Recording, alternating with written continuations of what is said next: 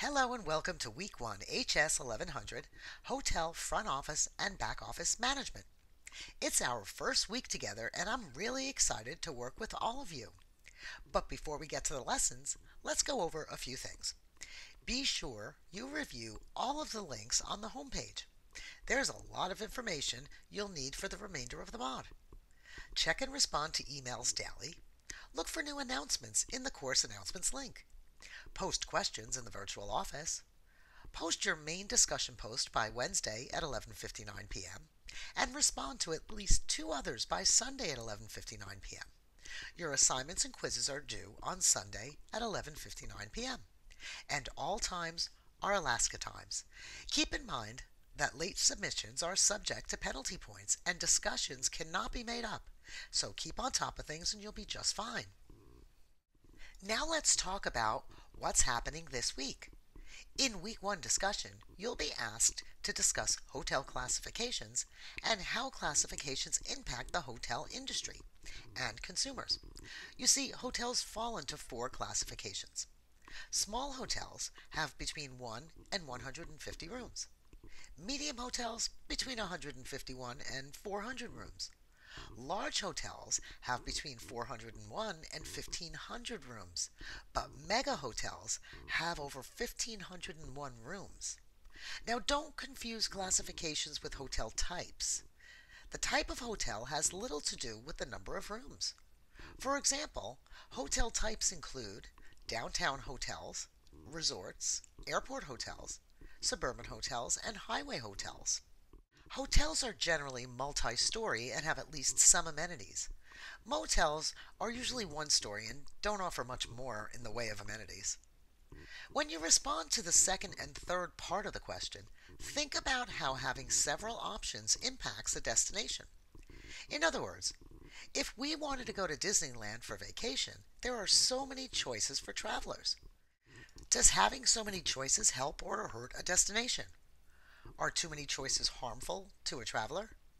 Do your best to come up with innovative ideas for your responses. Next on tap is Assignment 1. For this assignment, you'll learn about the UNWTO, or the United Nations World Tourism Organization. This is a United Nations agency that is on a mission to make tourism sustainable and accessible to everyone. Sustainability in tourism means to preserve our tourist destinations so people can enjoy the destinations for years to come. There are a few questions that you'll answer, one of which has to do with the UNWTO's Global Code of Ethics for Tourism. It states the Code's 10 principles amply cover the economic, social, cultural, and environmental components of travel and tourism. Here they are now.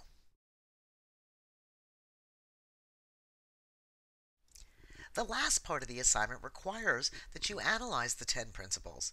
Think of 10 ways you can make an impact by adopting each principle. We also begin our project, and it's due week 4.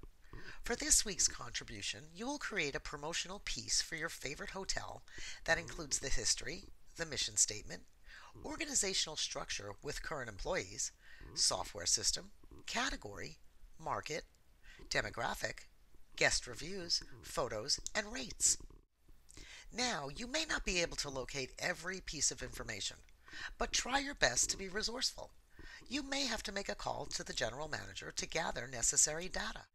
For your next assignment, you'll watch a really cool TED video that, while it has nothing to do with hotels, has a lot to do with organizing a team.